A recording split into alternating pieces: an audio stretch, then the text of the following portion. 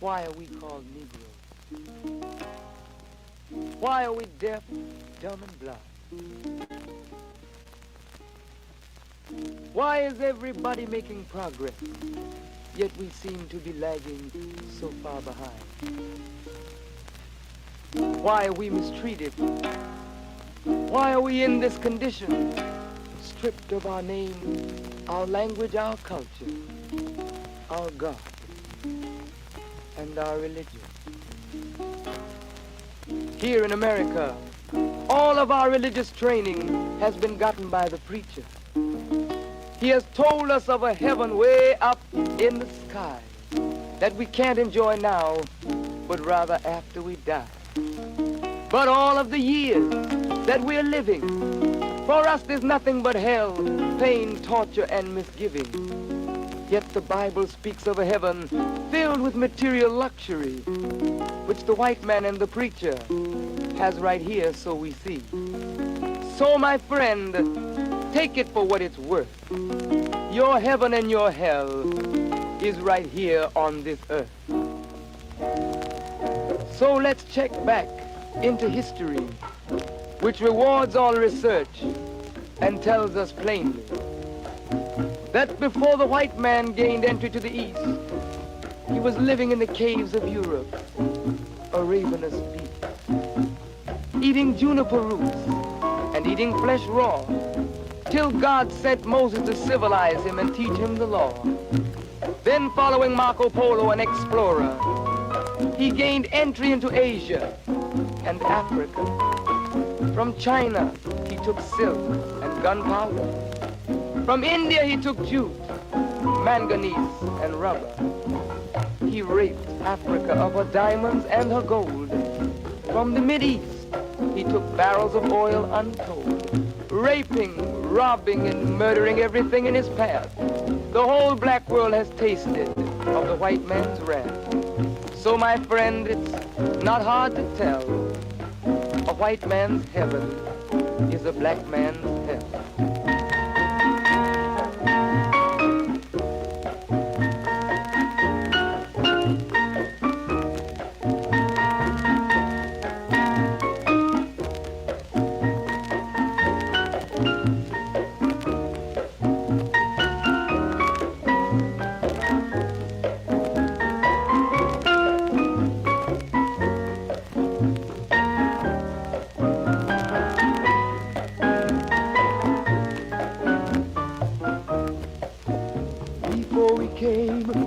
America, we were living in the East. By the Nile River, we were living in luxury, enjoying freedom, justice, and equality. We wore silken robes and slippers of gold. We were the wealthiest and the wisest people, I'm told. Now we are the poorest of the poor. Nobody wants us at their door. So, my friend, it's easy to tell. White man heaven is black man hell.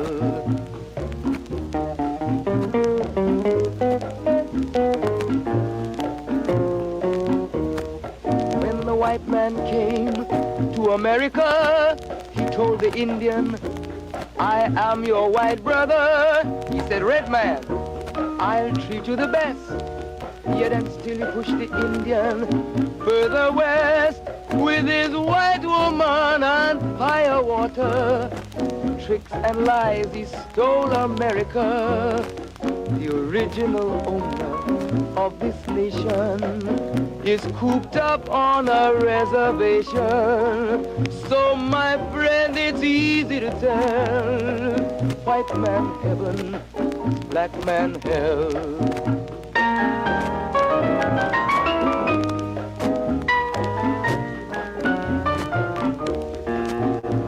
He needed someone to work the land. His back was too weak. He needed you, black man, so he commissioned Sir John Hawkins to commit the world's most grievous sin, to take a man who's born to be free and bring him down to slavery, to sell a man as merchandise. On his body put a price. Oh, my friend, it's easy to tell. White man heaven is a black man hell.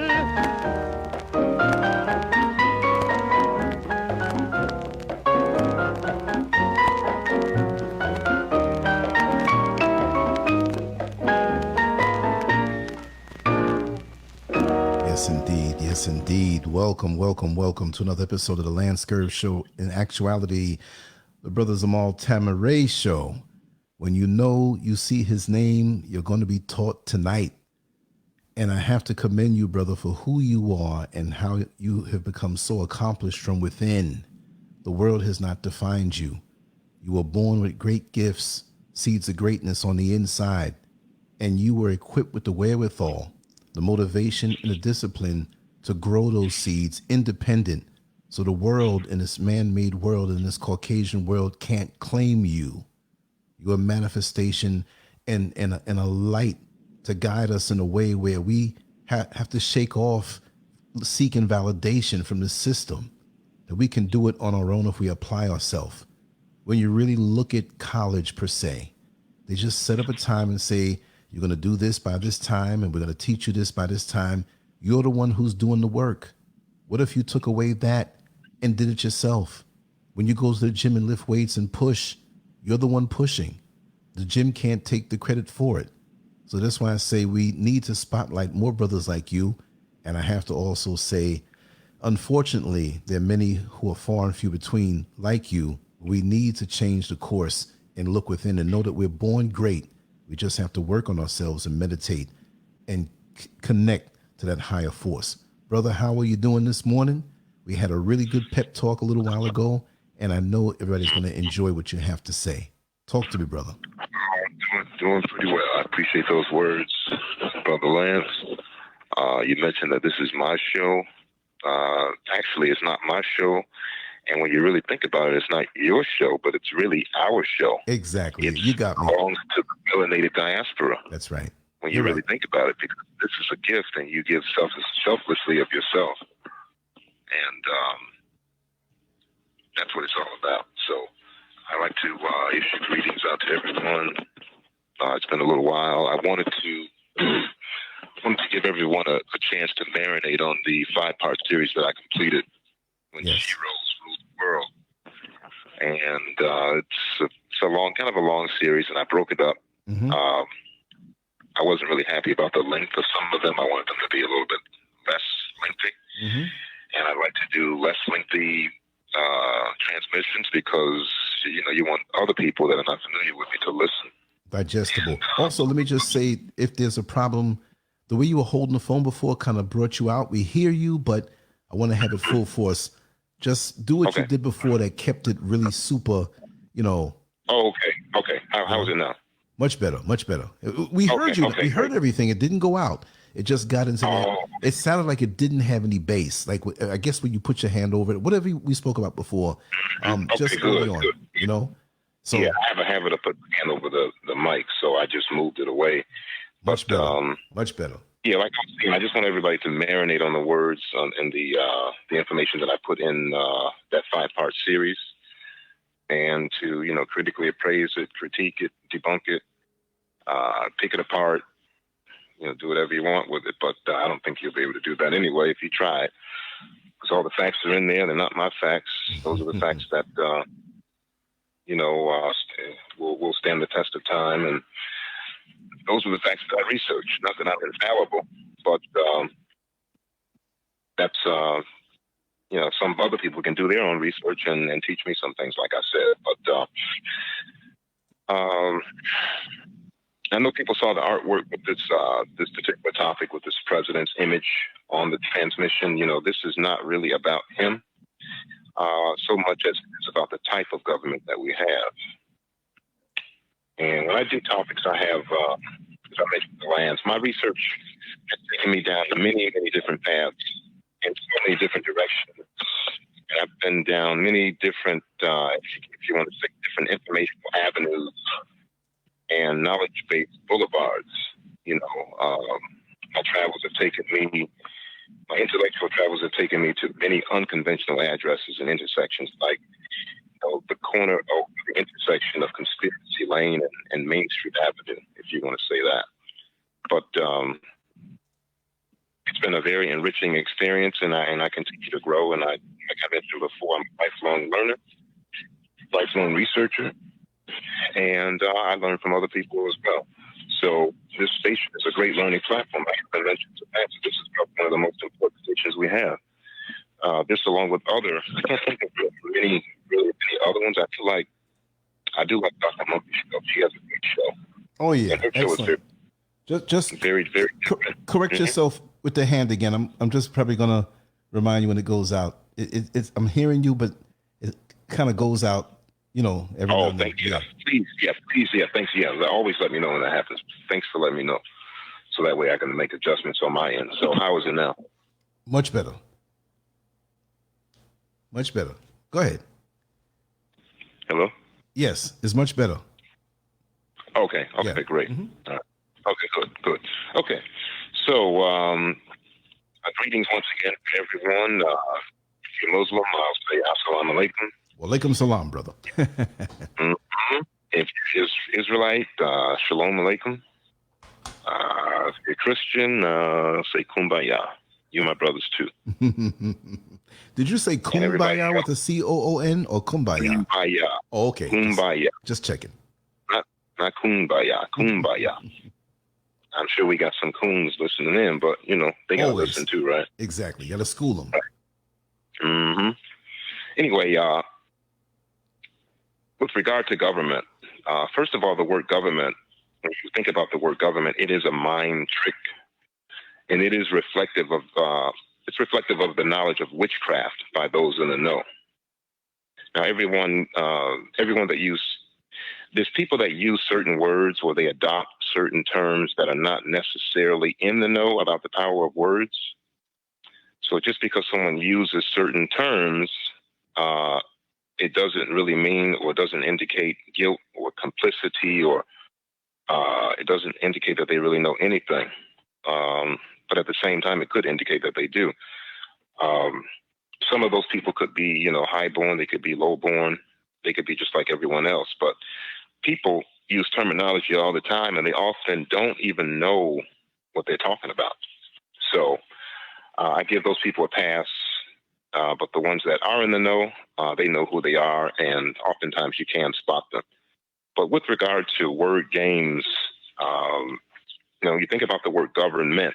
Government, everybody knows that government, when you break the word down, it consists of the word govern plus mental. So they seek to govern your mental, or they seek mind control, and they're telling you point blank exactly what their intention is. And with regard to word games in general, if you think about other words like the word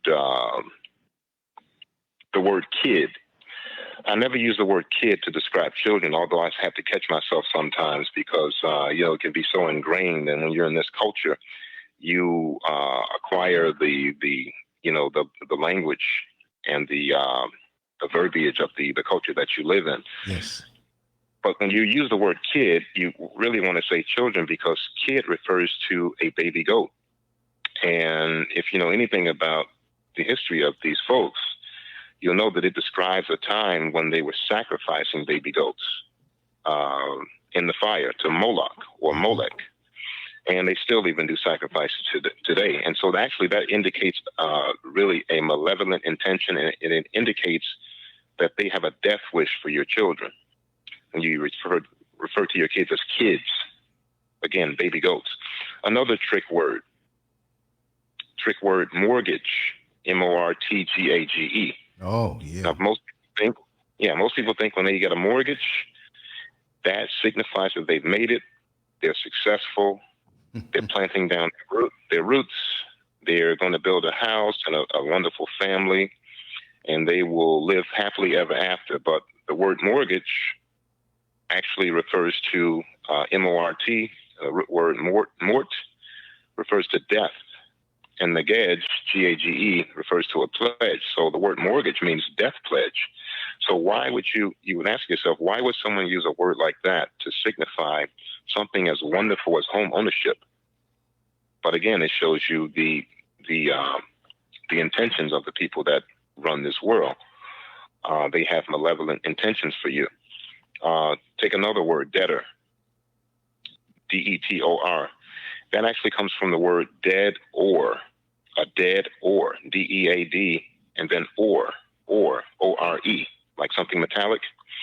And that's why when you hear the words in this business terminology, when they say you pay a debt off, the debt has not been paid, it has been discharged.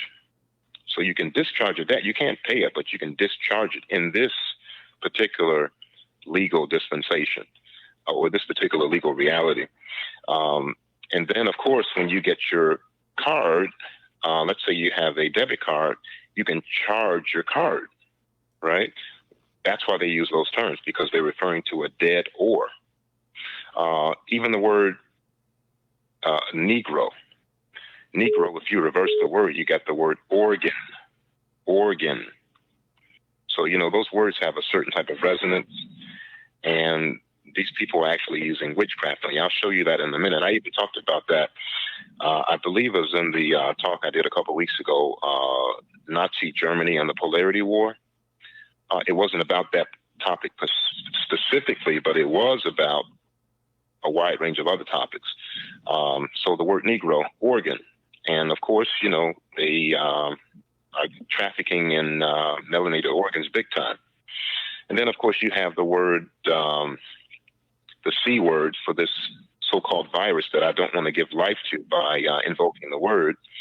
But they have this special word that they call a certificate of verification ID.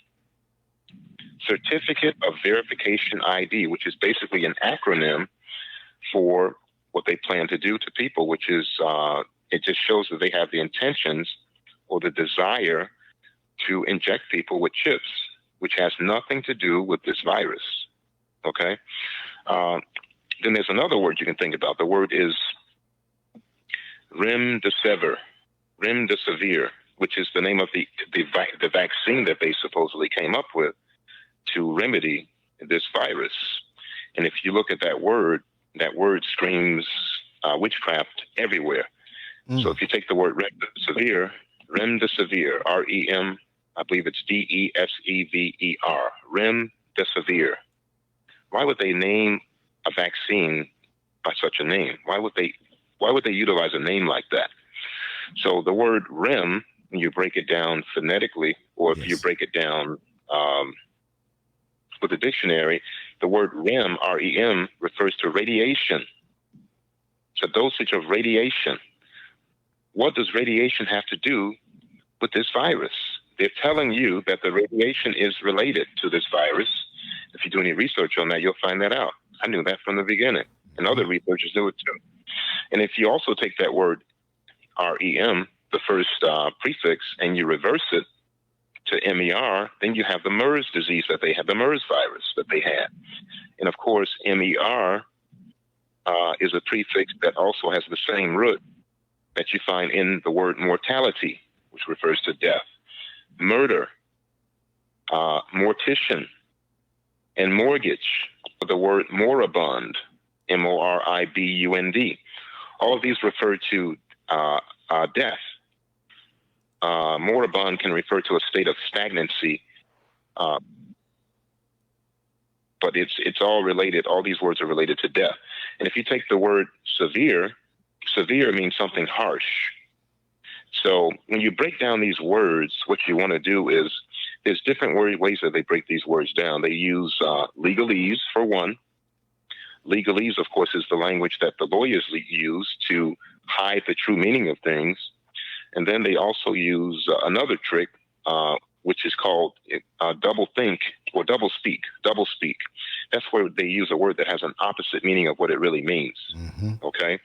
And then they also use, you can also determine the origin or the meaning of a word by the way of the sound or phonetics.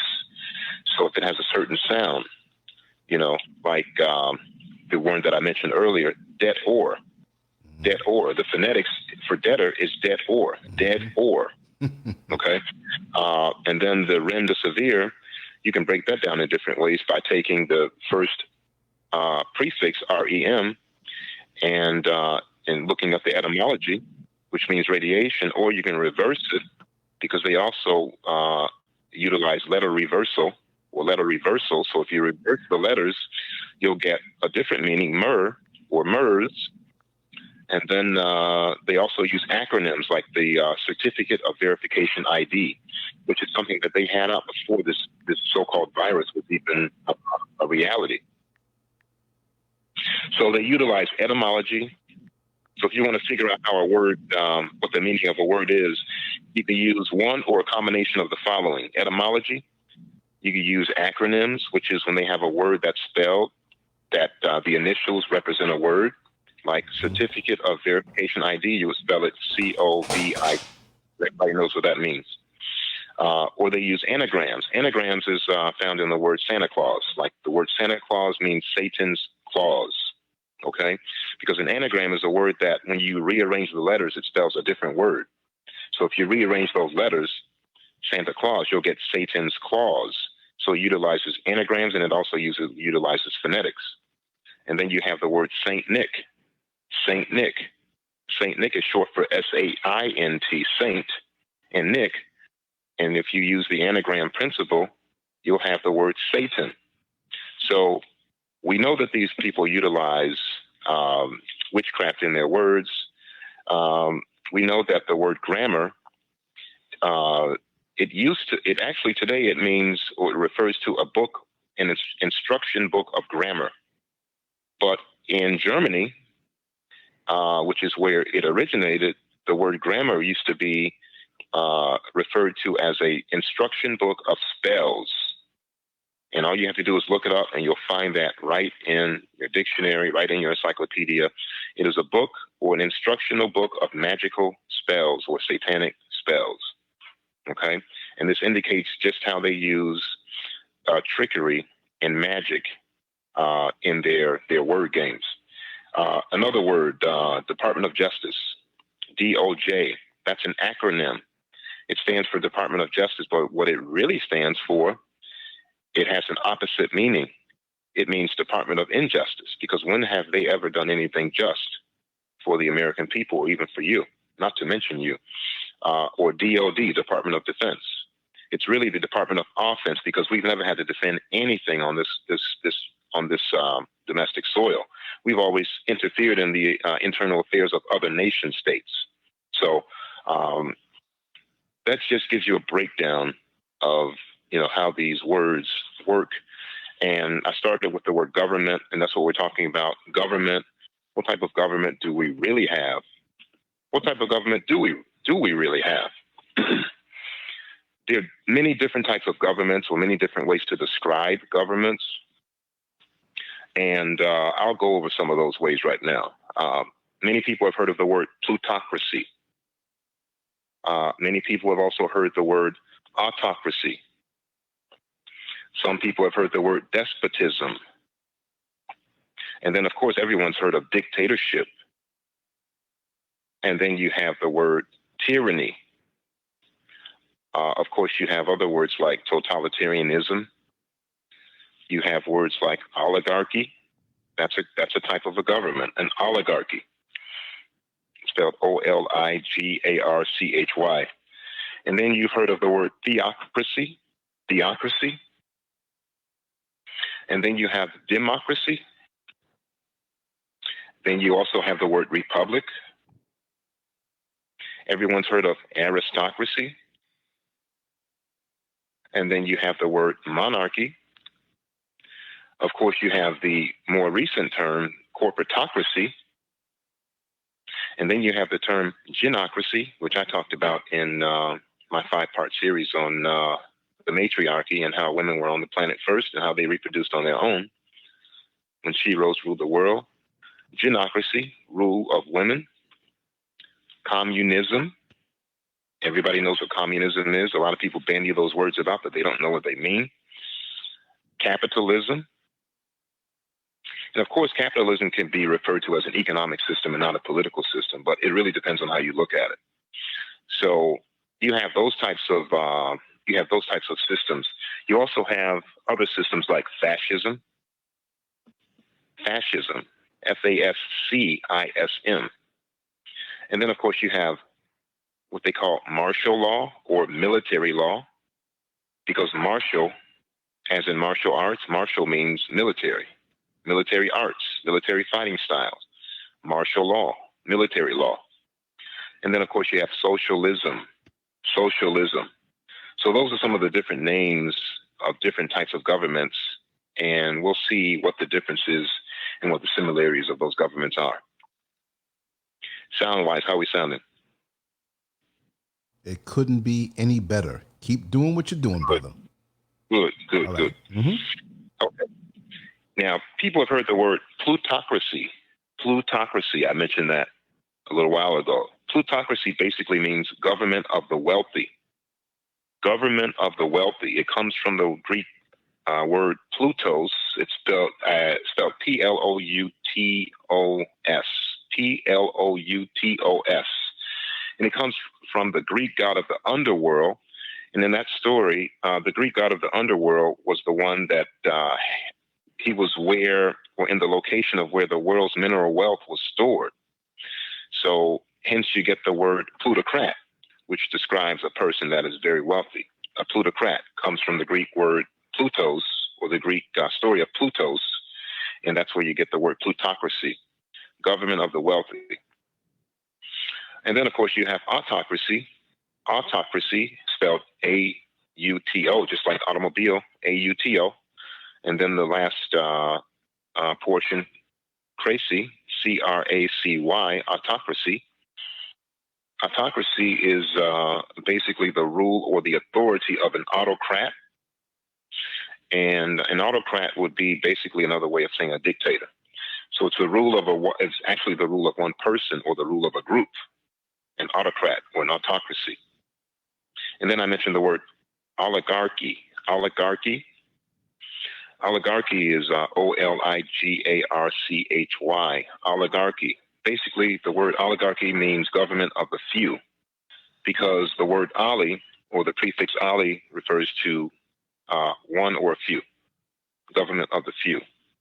So those are some types of governments. Then, of course, you have, everybody's heard of totalitarianism. Totalitarianism. They also call it totalism. It's just basically a government where everything is controlled by that government. Totalitarianism. They control everything. You've also heard the word despotism, D-E-S-P-O-T-I-S-M, and the associated word despot, a despot, just another way of saying dictator. Then you have authoritarianism. Authoritarianism, you've heard of authoritarian governments. You read the New York Times and they use those types of terms and you know what they're talking about. Like I said, when I was a little boy, I didn't know what the hell these people were talking about on TV. All I knew was that I had one type of language and they had another language, and I knew that they were talking in code and I had to crack the code. So I cracked the dictionary open per the advice of Elijah Muhammad, Malcolm X, Minister Farrakhan. And most of what I know, I did not learn in school, although I am a college graduate. Most of what I learned in school was garbage, just to be quite honest. I did well in school. I graduated, top of my class.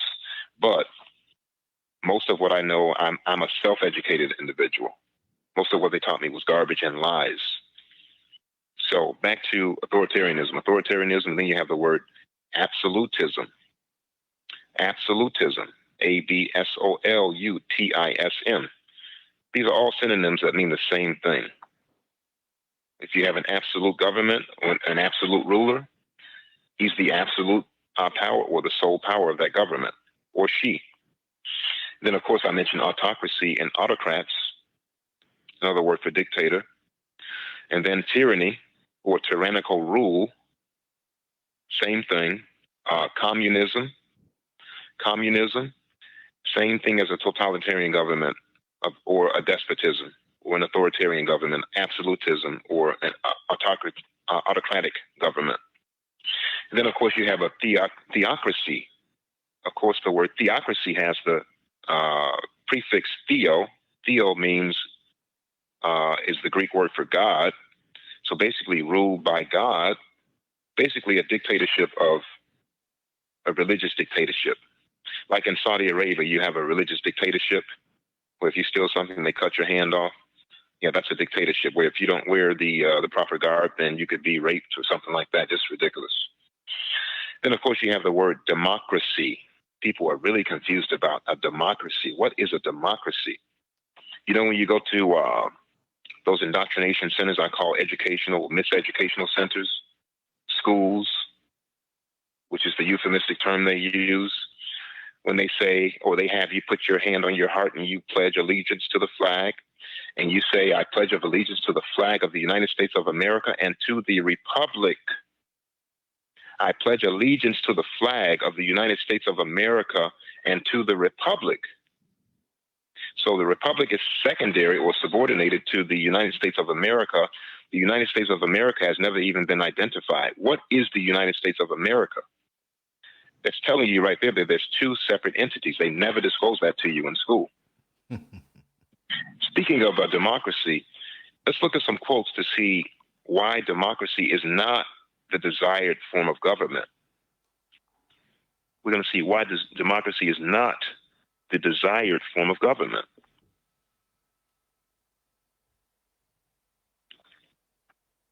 Okay, this is from John Quincy Adams. This is what he had to say about democracy. John Quincy Adams, according to my research, he says that the experience of all former ages has shown that all human governments, democracy was the most unstable, fluctuating, and short-lived. I'll repeat that. The experience of all former ages has shown that all human governments, democracy was the most unstable, fluctuating, and short-lived. I'll read another quote. This is from Will Rogers. Will Rogers was an American writer. He said that, remember, democracy never lasts long. It soon wastes, exhausts, and murders itself. There was never a democracy yet that did not commit suicide. That's what Will Rogers said about democracy. Let's see what else we can find about democracy. James Madison. According to the research, James Madison said that democracies have been found incompatible with personal security or the rights of property, and in general have been as short in their lives as they have been violent in their death. In other words, democracy and personal security or the rights of property, they don't go together. They're incompatible. And they have a short life. They don't exist for long periods of time. They don't have longevity. Let's look at a couple more. Okay. Let's see here. This is what Winston Churchill said about democracy. He was a criminal anyway, but I'll just read what he said. The best argument against democracy is a 5-minute conversation with the average voter. In other words, he thought that voters were stupid, and based on their stupidity, that would mean that democracy should not exist for those people. Okay, this is what John Adams had to say about, no, I won't read that one. Let's see. This is what this other person says. Ambrose Pierce says, democracy is four wolves and a lamb voting on what to have for lunch. And that's exactly what it is. And I'll get to why it is that in just a minute. Okay, this is what Thomas Paine said. Thomas Paine, considered to be an American patriot. Thomas Paine said that he was also a writer. He wrote a book called Common Sense. He was involved in the American Revolution, French Revolution. He said that government is best which governs less or least. Government is best, which governs least. And then he says here, this is James Madison, a quote from James Madison about government in general. He says, knowledge will forever govern ignorance, and a people who mean to be their own governors must arm themselves with the power which knowledge gives. And of course, a lot of people in America are not very knowledgeable. So how can you be a governor of yourself if you're not knowledgeable? Because he says here, knowledge will forever govern ignorance. And we got a lot of ignorant people running around. That's true. And so basically, I just wanted to show you a couple of those quotes about democracy. There's one other one I want to show you that you'll never forget. Let me pull that one up real quick. Let me pull it up real quick. Just a moment. Take your time, brother. We're here. We're relaxing. We're enjoying ourselves. Let me just say to everybody who's in the chat room, there's a lot of funny business going on. There are people who block you when you have your own channel so they can go in there and say what they want to say. But I got ways. I just knocked one off a little while ago. It's evident. And there's going to be a big revamping soon, a big reset, a purge of sort. I'm just saying it out loud. There'll be certain social media platforms taken down and built up again exclusively. Like I said, I don't need 1 million people. I just need 1,000 strong who are sincere. And so I've been watching the funny business for a little while. And very soon, I'm gonna let it go on a little while. I'm like the cat who watches the mice jump around. That is a mouse on my head. He doesn't believe I'll bite him. You know what I mean? So, you know, there's all kind of agents that are real agents and the agents who are voluntary agents from just their little feelings. You know what I mean? Because this is never going to stop. And this is something that I've committed to, and I will not be outworked, and I will never give up. As long as I'm breathing, we're going to do it. And if I get tired, Brother Quako's going to take over, or Mrs. SCURV, or whoever in the inner circle. So it's like 3 people synergistically working. So like I said, try to get your sleep, because it's going to be hard to watch me that way as a troll while I'm sleeping and somebody else takes over. So we're going to make this a 24-hour thing. And there are going to be a lot of things going underground because they're monitoring us and they're coming at me in so many kind of weird ways. So look for things to disappear. It'll be engineered by me. And so the rats will have to run somewhere else. You know, when you set the house on fire, the rats definitely got to run out. So I'm just to be forewarned is to be forearmed. So that's right. It's going to happen. That's right. All right. So yeah, definitely. Go ahead, brother. Just want to say that. Okay. Back to democracy. I mentioned that democracy. We talked about I think that was a sheep and a wolf deciding on what to have for lunch, and that's what democracy is. Because democracy is really another way of describing mobocracy, because democracy is basically majority rule. And majority rule, of course, if you have majority rule, you are automatically trampling upon the rights of the minority. And that's what democracy is. So democracy is, I get together with 2 other guys and we want to go steal another guy's car. That's a democracy. The person who gets his car stolen is in the minority, and we, as the majority, want to plunder his property. That's an example of mobocracy or democracy. That's what democracy is. So I know that they associated other nice things with democracy, other noble things with democracy, but if you strip democracy down to what it really is, then you would run from it. So let's see here. Fascism. I think I mentioned fascism, right? Yeah. Yes. Well, actually, I mentioned fascism. Democracy. Democracy is basically mob rule or rule of the majority. And democracy is very interesting because it was used to replace all the overthrown monarchies by you know who, by Old Testament. See, Old Testament overthrew the Hohenzollerns. He overthrew the Tsars. He overthrew the Habsburgs. He overthrew the Kaisers in Germany. He overthrew the crown, all the crown heads of Europe, basically. And when you watch that movie called The Wizard of Oz, the original Wizard of Oz, yes, where you have this wizard that had this wagon, and on the wagon he talked about how he was representing Osiris and Isis, basically to talk about Freemasonry. And then he said on his van, it said that something about all the crowned heads of Europe. That's what it was talking about. It was talking about the planned overthrow of those European monarchs to be replaced with the desired form of government by the Old Testament plutocrat manipulators, which would be democracy. Because with democracy, you can finance your own hand-picked puppets. You can finance your honey-trapped, compromised, blackmailable, compliant, hand-picked puppets. And when I say honey-trapped, I mean those who are trapped in an illicit relationship. Like, for example, Woodrow Wilson was trapped in an adulterous relationship with a woman, and he was blackmailed by one lawyer, Samuel Untermeyer, into eventually signing legislation that led to the creation of the Federal Reserve, which is, oppressing the people, fiscally oppressing the people today. So, with democracy, they can control politicians with pedophilia, because a lot of politicians are also controlled by pedophilia.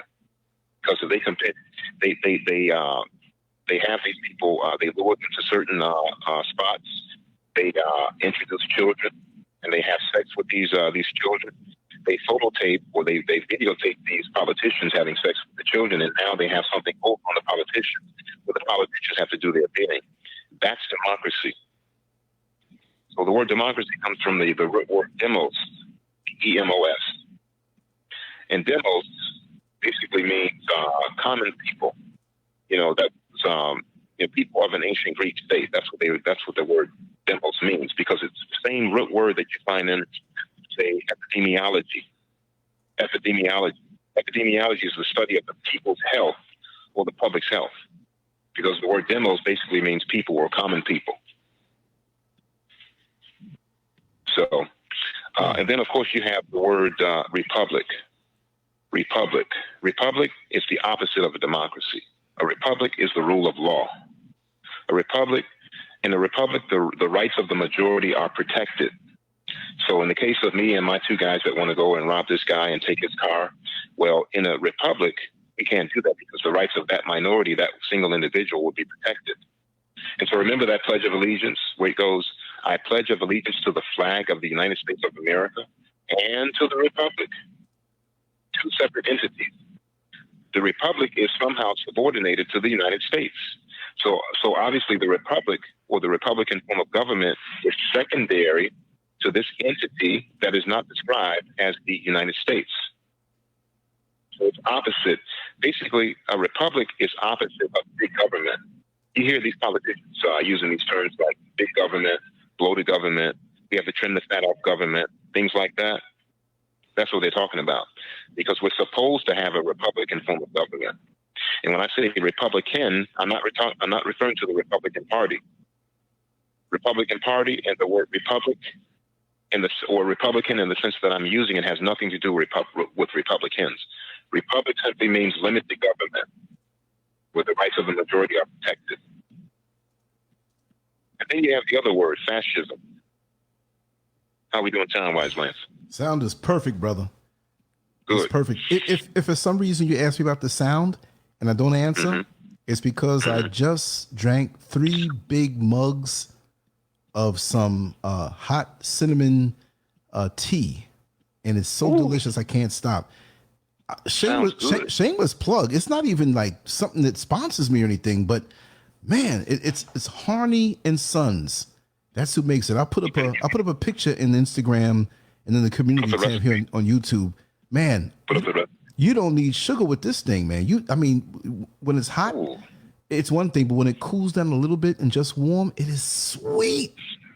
What's the recipe? Yes, it is naturally sweet. Oh man, yes. Brother Quaker, we all drink that. I'm sitting up here getting drunk off of this thing, so I will be leaving every now and then. So if I don't answer, just check me back in a minute and I'll be back. So you know what's obviously happening. But go ahead, brother. Okay. There's one other quote I wanted to read about democracy. I forgot to read it. Yes. It was written by Alexander Fraser Tyler. This is one you will not forget. This is what it says. Well, Alexander Fraser Tyttier, Tytier, Alexander Fraser, Fraser. Alexander Fraser Tyler, or Tytler, Tytler. Yeah, he has a weird name. Anyway, this is what the quote says. And you can compare this to what we have right now. He says, a democracy cannot exist as a permanent form of government. You guys hear that? A democracy cannot exist as a permanent form of government. It can only exist until the voters discover that they can vote themselves largesse from the public treasury, money from the public treasury. From that moment on, the majority always votes for the candidates promising the most benefits from the public treasury, with the result that a democracy always collapses over loose fiscal policy, always followed by a dictatorship. The average age of the world's greatest civilizations has been 200 years. Actually, their civilizations are 200 years. When we follow them, we have short lives, and we don't have longevity either. It says, these nations have progressed through this sequence, from bondage to spiritual faith, from spiritual faith to great courage, from courage to liberty, from abundance to selfishness, selfishness to apathy, from apathy to dependence, from dependence back into bondage. So if you guys want to compare that statement to what we have here, you can imagine where we are on that, in that particular timeline. So now you guys know what a democracy is. They never told you. They tell those terms all the time on TV, and you think it's something nice, but they're talking in code. Okay. So enough about democracy. Let's talk about fascism. What is fascism? You know how they describe it in the history books, where you typically think of Benito Mussolini and Adolf Hitler and the Axis powers in Japan. Mm-hmm. Those are fascists, right? Basically, what the word fascist means is that's the dictionary definition. Never take their definitions. Always use your own head and your own rational common sense to determine exactly what they're talking about, because they're never going to tell you the truth. You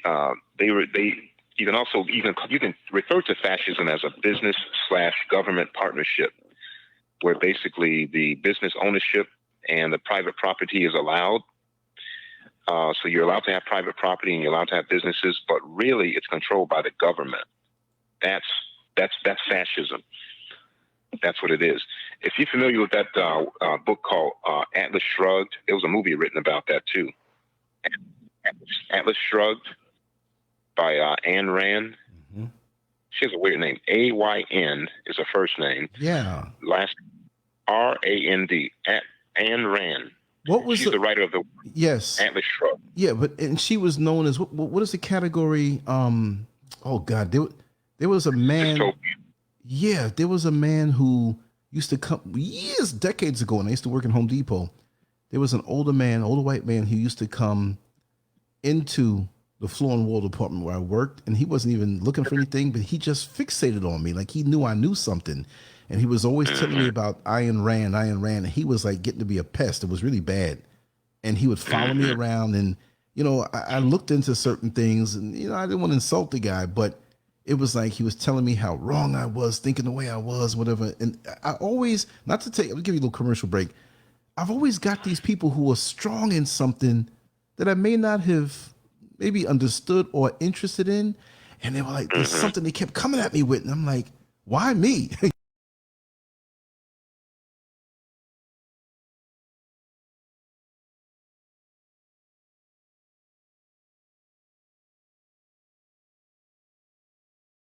On another, I got a lot of experiences like that. Ayn Rand. I'll tell you who she. It's also a movie too. The movie is well done, but it's a movie about dystopia. It depicts a dystopian USA controlled by big government, and she's actually said to be a former lover of one of the members of the Rothschild family. Anyway, she commented that in such a partnership, that is, in a fascist government is always the senior dominating power. So basically fascism is a marriage between big government and big business. That's exactly what fascism is. So I mentioned big government. Big government is the opposite of a republic. A republic, as I mentioned, is limited government. And this concept is important because there's what people have to understand is that there's an inverse or an opposite relationship between government power and individual freedom. So basically, the bigger the government, the less power and authority of the individual. Yes. The more power of the individual, the smaller the government is supposed to be. That's when you get to a point where the government is your master and you're the slave, or you're the servant, when it should be in the reverse. They're your employee, but they've made you the employee. Then that's a problem. When you fear your government more than you fear the people, then the government is a tyranny. When it's the reverse, then that's the way it's supposed to be. So there is this is why they have the concept of the separation of powers, to keep government agencies within due bounds. But that principle has been completely violated nowadays. And the firewall that allowed that to be breached was basically the ignorance of the people. The firewall has come down. So the common denominator between communism, fascism, capitalism, socialism is one word, and that one word is property. Property. The common denominator between communism, fascism, capitalism, socialism is property. Property and how it's used. Of course, in a capitalist system, you own private property. In a fascist system, you own private property, but the government tells you how to use it. They tell you that you have a car, right? But you have to pay taxes on the car. That's fascism. They tell you that the car is yours, but you have to keep paying for license fees and whatnot. That's fascism. You own your house free and clear, right? But you still have to pay. There's zoning type rules that you have to adhere to. That's fascism, because you own the property, but they tell you how to use it. That's what fascism is. So communism, of course, the government owns all property. Socialism, pretty much the same thing. The government owns all the property. So the denominator would be property and how it's used. And that's what differentiates those systems. Now, all property is supposedly owned in common under communism. They're supposedly and theoretically, everybody owns everything, right? But of course, you still have that minority clique or that minority parasite elite that does have power, and they live deliciously off the backs of the people, wearing their chinchilla coats and whatnot. And so they have their sumptuous, meals and caviar and this and that riding around in their limousines. And the people are, in a whole different boat, living on rations and whatnot. But anyway, most of these models are on what I call the left side of the scale of the so-called socio-political spectrum. So if you can imagine a scale with one side on the far left, and you can imagine a scale, that same scale that's has another side on the far right.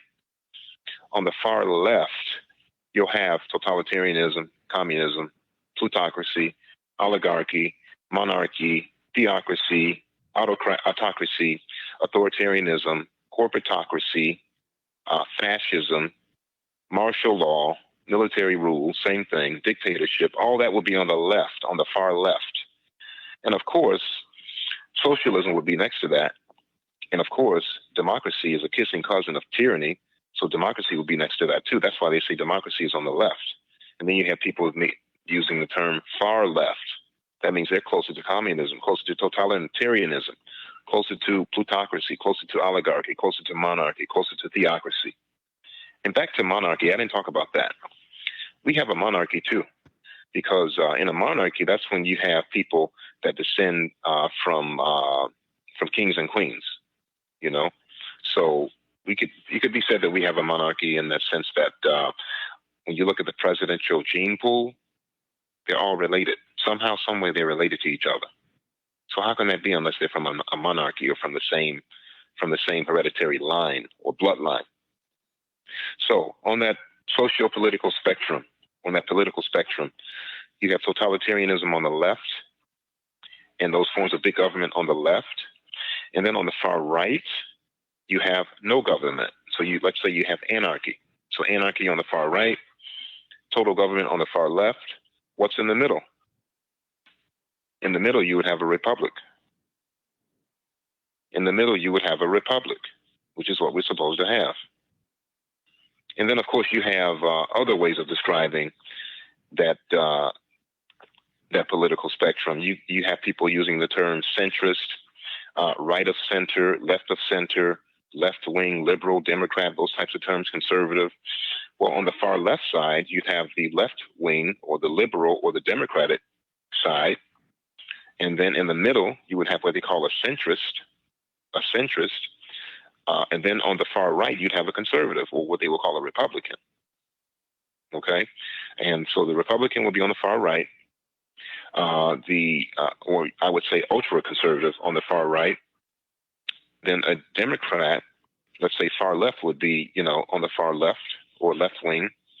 And then you have those terms they use that they call left of center. So instead of being in the center, it would be not all the way to the left or left wing, but it would be left of center or slightly left of center, or, closer to the end of that particular spectrum. Then you have conservative, right of center. Instead of being ultra-conservative, they're somewhat less ultra-conservative. They're more moderate. So that's where you get those terms: moderate, centrist, right of center, left of center, those types of terms. Basically, it's just a form of semantic deception to keep you, so that they don't tell you what the heck is going on. So capitalism is really not a government, but it's in one vein, you could argue that it's not a type of government, but an economic system. But you could also consider it to be a type of government insofar as it's run by what they call a corporatocracy, or a dictatorship of corporations. So in that sense, a capitalist government run by a corporatocracy could be considered a government in that sense. Although, of course, they would define it as a economic system. What I define capitalism as, my definition, is the religion of money. That's one of my definitions for capitalism. When capitalism goes rogue, as they call it, I've heard people say, "Oh, capitalism has gone rogue. It has done something it's not supposed to do." But basically, when I did my research on capitalism, I looked it up in my very, very large dictionary that had, those dictionaries that have 10 different meanings for one word, those old dictionaries. It said capitalism was a system of private property ownership. And it also further said that capitalist systems tend to become monopolistic. Capitalist systems tend to become monopolistic. Basically, they're saying that in the DNA of capitalism, is the predisposition to become parasitic, monopolistic. They go rogue. So that was the definition that I found. So when people use that when they say capitalism has gone rogue, capitalism is supposed to go rogue because that's embedded in the DNA of capitalism. And so I also refer to capitalism as a religion of unbridled greed, because there's no limit to the amount of greed in capitalism, in a capitalist system. And then you hear these terms that they use when you study economics. If you ever study economics in school or on your own, they use terms like laissez-faire. Laissez-faire means free market. Laissez-faire means leave it alone. It's a French word that means leave it alone. Don't touch it. Let the market be free. Well, laissez-faire, or this free market that they talk about, everybody knows that's a farce now, except those people that might be in school that, are imbibing everything that they read and not questioning anything, because, of course, they're not teaching you how to discern anything. They're not teaching you really how to use your critical thinking skills. They don't really teach you logic. I didn't learn any of this in school. So in the final analysis, this is what I have to say about capitalism. Capitalism is, in the final analysis, it's a form of human sacrifice. For example, Child Protective Services has a monetary incentive to seize X number of children every single day. Child Protective Services has a monetary incentive to seize X number of children every single day. It's paid for by the state, and the state is funded by the federal government. Okay? Whenever you have an issue where you're involved in the suppression of natural cures, like Laetrile for cancer, apricot seeds that are found to cure cancer, Dr. Max Gerson, persecuted and eventually killed, died under mysterious circumstances, the jailing of countless healers, the killing of people in hospitals with these fake ventilators that are suffocating these people to death as we speak. When you have Michigan government banning hydrochloroquine for the treatment of this so-called virus, which has been proven to work. Whenever you have humans used as cannon fodder in these innumerable wars to perpetuate capitalism. Teach. You know, when you have rampant organ harvesting, which is the high-octane fuel, which I call the high-octane fuel that's needed to feed the capitalist beast. So basically, you know, you've been sacrificed on the altar of capitalism, consumerism, materialism, sacrificed as paycheck-to-paycheck debt slaves.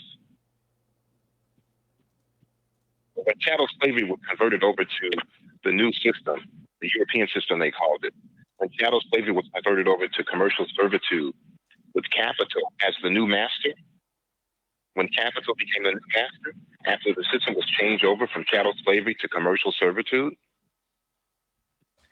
when this led to human beings being traded on this actually led to human beings being traded on the stock market in a state of voluntary servitude. This was a form of human sacrifice. I mean, you can go on and on with this. I mean, when people are subjected to mass layoffs, jobs outsourced by the millions, when they are streamlined, right-sized, downsized, or otherwise become a corporate casualty, a victim of corporate criminality, they are sacrificed on the altar of capitalism, sacrificed on the altar of corporate profits, sacrificed on the altar of corporate greed. You know, sacrificed with nutritionally depleted soil, sacrificed with devitaminized soil, sacrificed with demineralized soil, sacrificed with hybridized seeds and GMO seeds, not to mention insecticide-laced and bug-sprayed produce that causes degenerative disease. All of this amounts to human sacrifice. All of this.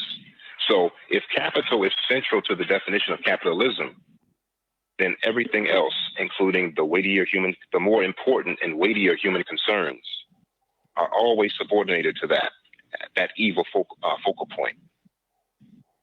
So if the primary consideration in that system is always quantified in terms of dollars and cents, or the quote unquote bottom line, or places undue emphasis on cost concerns, then this demonstrates that the monetary issue is superior to issues of human betterment and well-being. This is a form of human sacrifice. So since humans are the first casualty in a cold-blooded capital-centric economy, because profits are sacrosanct and flesh and blood is blasphemous and profane, you know, whenever you have a situation where mega corporations are endowed with powers that eclipse ordinary humans, you know, powers that allow them to indiscriminately pollute, powers that allow them to instigate endless resource wars. You know, when you endow corporations with these types of superhuman powers, then these marauding Frankenstein monsters will eventually, predictably, run roughshod over its human hosts, as they already have. This is human sacrifice a la capitalism, no matter how you choose to characterize. So communism, I don't think I define communism. Communism, they define as a totalitarian government where the state owns all of the means of production, the factories, the farms, the machinery, the equipment, all of the means of production and distribution. They own the trucks, the train lines, the boats, the planes. The state owns all of the means of production and distribution. According to Karl Marx, this is the final stage of Marx's theory. Communism has different stages that lead up to communism. basically, this whole idea of communism was cooked up by that bearded Luciferian fraud called Karl Marx, and he didn't even believe in communism. As a matter of fact, if you do the research on this man, you'll find out that he invested in the stock market, which was supposed to be owned by the bourgeoisie, which he supposedly shunned. And he also lived on the largesse of capitalist Frederick Engels. So here this man is preaching capitalism for the masses, but privately engaging preaching communism for the masses, but engaging in capitalist behavior privately. And then you have terms like proletariat, bourgeoisie, dictatorship, dictatorship of the proletariat. That never happens, by the way. That's when the state is supposedly magically wither away and all the goods would be equally distributed to everyone, which never happens. Proletariat would be the little people. Bourgeoisie would be the shopkeepers and the wealthy people that were supposedly the enemies of the state that had to go, that were the bloodsuckers of the poor, that were attacked, like the bourgeoisie are attacked in this country right now, which is why they want to shut down all the retail establishments, which is where a lot of wealth is generated, because they want a two-tier society, no rich, just rich and poor, no middle ground. Because if you're in the middle, you can always graduate to a higher level. They don't want that. That's why they did the shut. That's one of the reasons why they did the shutdown. So we already have these planks. When you think about the communist type of government and you do your research, you'll already find that we have communist planks or communist platforms already installed in America, and they've been here for a long time. Because if you read the Communist Manifesto written by Karl Marx, talked about 10 different things that he wanted to implement in order to set up a communist system. Number one, he wanted to abolish all private property in land and in the application of rents of land to public purpose. That's already happened in America. Even if you think of the fact that most people are living paycheck, and most of their money is spent before they even get it, for all intents and purposes, by that definition, or by that measure, private property has already been abolished in that sense. The second plank of the Communist Manifesto talks about a heavy progressive or graduated income tax. Has anybody ever heard of the more you make, the more they take? You make $100,000 a year. That's a graduated income tax. The more you make, the more they take, because they are hostile to the accumulation of wealth. That's why you have property taxes. Property taxes is straight out of the Communist Manifesto, because that is a graduated progressive income tax. The more property value you have, the more you're going to pay.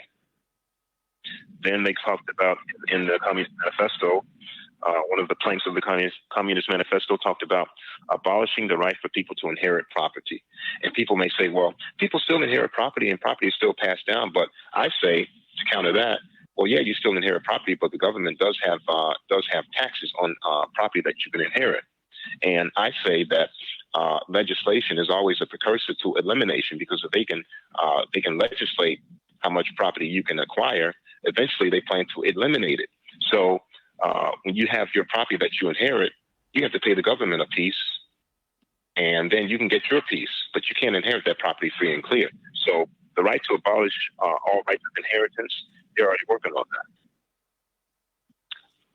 Confiscation of all property of all immigrants and rebels. This is what the communists did. And this is a plank of the Communist Manifesto that has been implemented in America. For example, in the 1997 Crime Terrorist Bill, or when the IRS confiscates property without due process. When they refer to someone as a terrorist and they take your property, that's the same thing. And the fifth plank of the Communist Manifesto, they call for the centralization of credit in the hands of the state. What they're talking about in this case is the Federal Reserve, which is what we have, which has centralized all credit in the hands of a non-governmental entity, a private organization run by a group of private financiers that has monopolized the currency.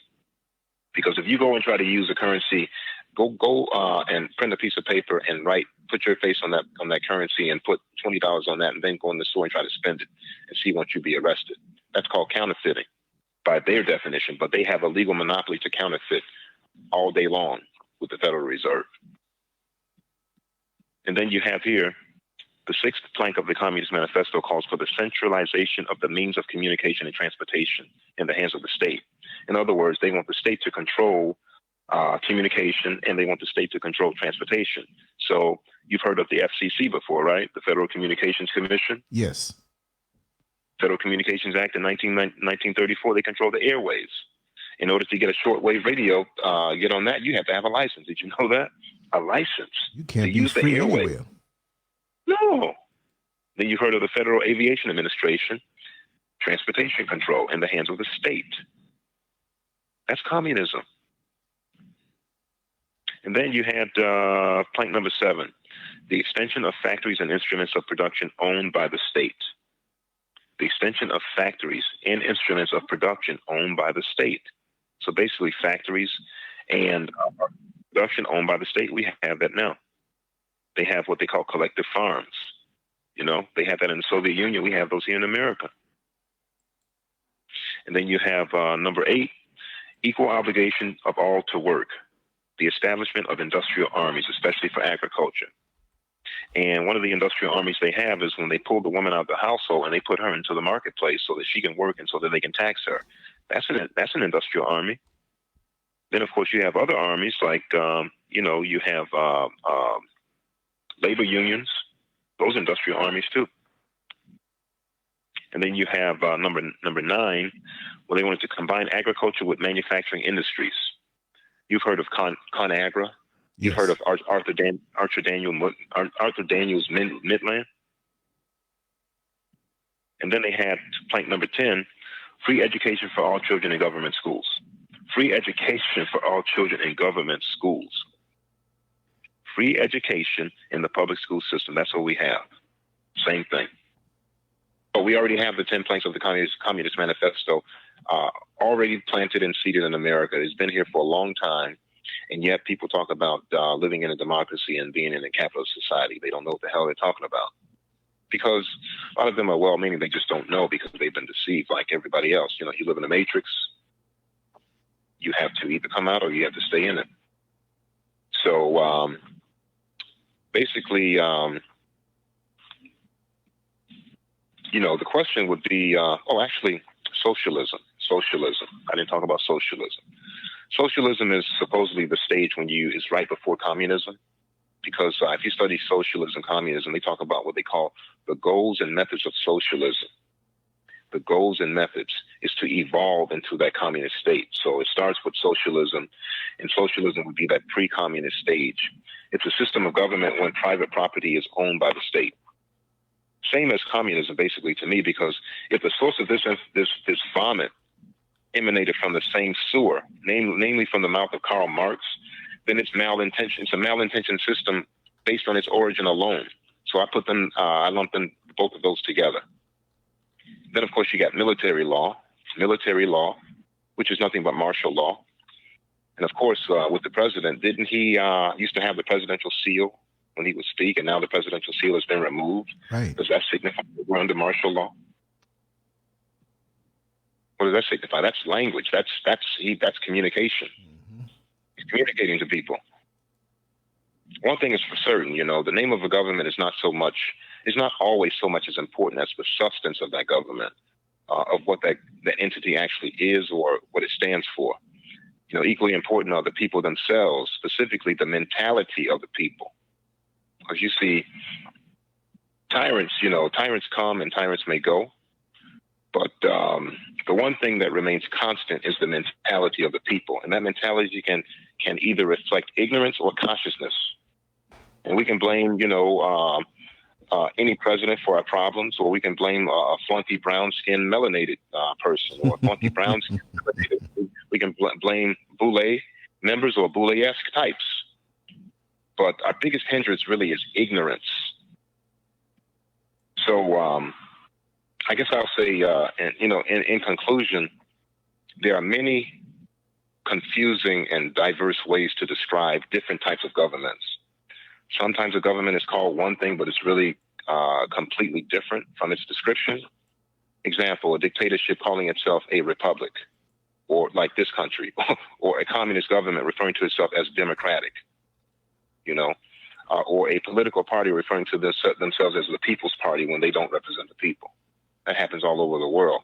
So if you boil things down to their essence, you have either big government on the left, typically tyrannical or limited, or on the other side, you have limited, smaller government in the middle that truly represents people. So you have, either big government on the left that's typically tyrannical, or you have limited, smaller government in the middle that truly represents the people. Or you can have government in general. You can speak of government in general terms on one side, and then you can have anarchy on the other side, or no government. That's what anarchy is, no government on the other side. So those are different ways you can characterize government. You can either do it by different diverse classes of government, like I mentioned in the beginning, or you can do it in general terms by describing no government versus government, or anarchy versus government. So what type of government do we have in America? What type of government do we have in America? I think people already know, or they can figure it out.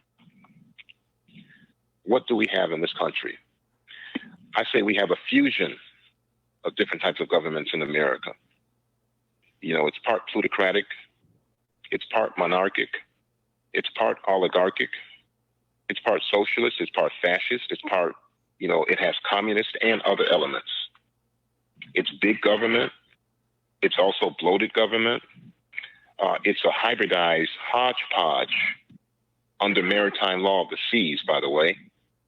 A hybridized hodgepodge that is moving, no matter what description or what descriptive euphemism or adjective that they employ, moving towards authoritarianism and tyrannical rule. That's where it's moving. And it was planned that way by the Freemasons from the very start. So in a perfect world, which we don't have, but in a perfect world, my choice of government would be and will be at some point African-centered, African-modeled, where decisions are grassroots or consensus-based, based on the popular will, void of top-down mandates, and yes, run by females, as I mentioned in my 5-part series on When Sheroes Ruled the World. It would be matriarchal in structure. It would be Republican in orientation and limited in scope. Limited in scope and authority, with no single element having undue powers. And when I say Republican in orientation, I'm not talking about the Republican Party. I'm speaking about a republic in that sense. A republic and a Republican Party are two very different things. And that's pretty much what I wanted to say today. Amazing. Just for clarity. How many people on the line? We have 226 people combined. Wow. There are also some secret hidden ones that are there that I'm looking at too, but high secret. Like Malcolm X said, I see some friends and I see some enemies. My friends. Mm-hmm. Yeah. No, but we love you too. You make the world go round. There you go. It keeps me motivated. You know what I mean? Yeah, but no, it's a lot of great conversation going on in the chat room, bouncing off of what you're saying. And I really have to thank those who are here and what they bring this time of the morning, and we did it on a whim as usual. Most time, you called, you say, hey, always on a whim. But it's better that way. You strike it's always on like a ninja. You know what I mean? So it's just amazing what you bring, and you bring it, and it just flows like this, and how we're enjoying it, and like I said, the quality that's here, the quality minds that are here. It's amazing to me. And I like that drama-free thing where we all come with a certain spirit and we share. And even if we don't always agree, we come to a conclusion where, hey, I didn't know that, or I don't agree, but maybe it is right. So let me research it. So we chisel away at what was there and we match it up and we grow, because sometimes we're not always right and we have to find the facts and even dig deeper. So when you're on and when others are on, I learned a tremendous amount, and it's a journey that I'm just so glad to, embark on with everybody here. And it's going to continue to ascend and get higher and get better and more quality and quantity. Like I said, my fists never stop swinging symbolically. You know, like Sister Carrie Lux says, I'm like an octopus. There's so many arms out there. Carrie Lux says I have octopus arms. Like, you know, I got like 8 arms and always doing something. Hey, Carrie, how are you, Carrie? I'm nice to see you in the chat. I see her in the chat now. Yes, she is. Just I want to shout out to everybody in the chat.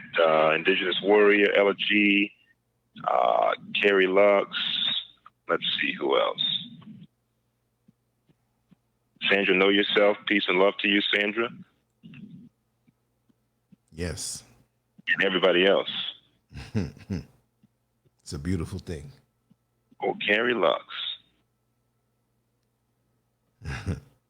That's great. I hope they enjoyed hope you guys enjoyed the conversation. Of course. Like I said, that's my research. I just, had to put the pieces of the puzzle together on my own. Because I didn't learn this in school. I never was taught any of this. And I'm from a top tier school. Wow. You see that? Nonsense. They even try to control that. You know what I mean? That you've had to go beyond. The school should be the ultimate. The school should be where everybody's bringing information, and the curriculum should evolve to go higher and deeper. But it shows you that while you can get something out of it, you must always look at it as a starting point, and then take that and run with it, and just keep going on your own. But if you think that's it, it's so limited. No, it's so limited. But like you mentioned about the school system was purposely centralized with the public educational system by the Rockefellers were involved in that, and the Carnegies, and they purposely set that up because they didn't want. Of course, if you want to have a one world model, you have to have conformity of thought. So that's the reason why they set that up. Because prior to that, you had what they call the one room schoolhouse. When they had the one room schoolhouse, people were learning, and they were much more literate than the people that are produced by this by the product that comes from that public school system. Much more intelligent. Some of the writing of the people back in the colonial times, their language was on a higher level than the people that you have now called Americans. America degraded. Yeah, it's in a degraded. They're in a degraded state. So, and a lot more people back then were self-educated. Right. Self-educated. No, they didn't want that. So that's why I went over that, because I thought it was relevant. Anything I bring, I think is relevant. And I got, that was just political stuff. I like to cover many different areas. Yes. Try to keep it short, sweet, concise, makes sense. So now when these people, I consider myself a decoder because I had to do the decoding when I was, little, and I had to teach myself. And so now I want to empower other people and let them know these people are just using this specialized nomenclature to basically keep you enslaved. And it's funny how people can hear these words, and like when we had the certain tan president that was in office, he would say certain things, and they didn't even know what he was talking about, and they're clapping. And this guy is voting for, making putting legislation in place to enforce tyranny. Give me 2 minutes, brother. The tea is talking. I'll be right back. Just keep talking. I'll be right back. Okay. Yeah. So let's see what these comments say here. But I've definitely helped them change their diet. Tracy 777. That's great, Tracy. Property and land. One Africa, one race of one people. Diet is very important to our awakening. That's right. Sharon Sawyer. If any of you have read any of my comments in the past, I've said on many occasions that the English language is extremely uncomfortable for me to speak. Yes, it is. The language of the devil, the English language, full of traps, minefields, and pitfalls, the English language. It's a joke. The land belongs to the so-called government. That's why we pay property taxes. Yep. The problem is centralization. Yep, I talked about centralization, dark matter, in my series on I did a talk on Nazi Germany and the Polarity War. That was one of the reasons why I did that, Nazi Germany and the Polarity War. It was not so much about Nazi Germany. I just used Nazi Germany as a case study. And I talked a lot about centralization and the problem of centralization and the liberating effect of decentralization and fractionation. So let's see here. That's right. Full power in the hands of the few. Terrible thing. Yep. We are living under all those categories you mentioned. That's right, Jay Edwards. That is correct. We're living in a hybridized version, hybridized government version. It's a fusion of many different things, many different elements, a hodgepodge. Let's see here. Tracy. South Africa in the house. South Africa in the house. You guys are up late tonight. I hope, Carrie, I hope you enjoyed my talk. I don't know how much you heard of it. Your consumer sacrifice number is your Social Security number. What? You're right about that, Carrie. Miss Carrie Lux. I'm waiting for you to get back on so I can hear you. Yeah, like I said, I stand by that definition of capitalism. It's a form of human sacrifice. That's exactly what it is. That's not in the dictionary. That comes from me, from my observation, and from my from logical deduction. You take their definitions and you apply the real definition to their definitions. They never give you the proper definitions. So that's pretty much what I wanted to say. I want to keep it short. I don't want it to be too long. I want other people to see this and say, okay, I want to jump on this. It's pretty quick. It's not too long. I can listen to that and learn something. You know? Did you see Tracy777 said, I'm not ready for this to end. More. I know how she feels. You know. Well, when I teach Tracy, I like to do themes and I like to keep it short, because when I started with my first video about a month ago, when I did my first video, Plandemic, that video was how long was that video? Maybe 2 hours long, and then I think Nazi Germany and the Polarity War, that was about 3 hours long, it's a lot of good information, but I think I should have broke that up. Well, you know, I really do. But see, one thing, of course, I love the long ones, and I understand. I do too. I do too. And I understand your reasoning for saying to break it down in bite-sized pieces, but when you get on that level of understanding where those of us who are in the chat room now and those who may be silent listening, this is so rare to have it broken down like this, that it's like, you ever go to, okay, let's break it down like this. Throw a little SCURV analogy down in there, right? You have a favorite restaurant that's probably open 3 days out of the week for whatever reason. And when you decide to go there, you eat the food, and the food is so good that you might take 45 minutes on a slow eating thing once you get the food, and you sit there for 3 hours afterward, because even though you're full, it's just the ambience of the atmosphere and just being there, and you can fall asleep in that place. It just feels good. It's like, man, I fiended for this all week and I'm here. And after maybe an hour and a half, you order something small, even though you're stuffed. You just want to be all up in it. So from what I observe and the feedback that I get, look, we don't get this through the so-called mainstream media. Many of those who look like us don't speak this way and break it down. So this is rare. So this is why even myself, and I don't say me, but the platform that bears my name, I'd rather keep it as a cult following, that those who are here strong. You know what I mean? Not where I'm trying to be Mr. Popular and cover everything and do the things that the world says. No, I want to be just like this, where those who are here with us family-wise are so enthusiastic about, you know, what we bring. You know what I mean? And I can't even say me. I'm just sitting here. I own the restaurant, but I'm damn sure not the chef. And tonight you're the chef. You know what I mean? So I'll even say now that there's a young lady who we were going to do a show, and the time, you know, conflicted, but she still wants to do something after we're off. So don't be surprised if we go back on, and I feel up to it. I feel like burning tonight. You know what I mean? Wow. So yeah, and hardcore. No. And I never said like, oh, keep it down to this time. If you went on another hour, it doesn't bother me, brother. I mean, bother me like, oh, I got to hurry up. And I did admit I feel fatigued, but I'm going to tell you something sick about myself. And of course, I'll let you have the last words, and we'll go on as long as you want. And I figured out why, right? I love to be fatigued. It's strange. It's like being in the gym, and you could identify with this being a bodybuilder, right? Oh, yeah. Being in the gym, yeah. and now you're struggling for those last few reps, and you get them, and you get another one that's more than what you thought.